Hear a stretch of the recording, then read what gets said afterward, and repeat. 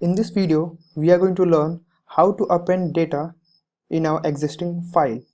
So why we use append instead of write? When we use w plus, or we can say w, for writing the data, then the existing data will deleted when we create a new data. But when we use a append mode, then the new data is added after the existing data. So here we already have something in our python.txt, which is I'm from Python, and now I'm going to append some data using a mode, which is a, and now just save this module and run module. And here I'm going to write something which is I'm from India. Just click enter.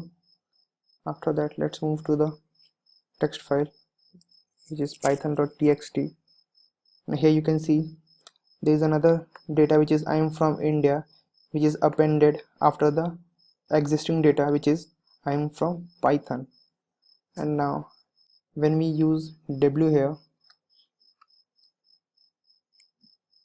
just run this module again, write something hello world,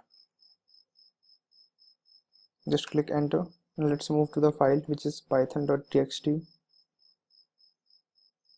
So here you can see a new data is generated and the existing data will deleted. That's why we don't use w for writing some data. We always use append for writing data, because w will delete the existing data and it will create a new data.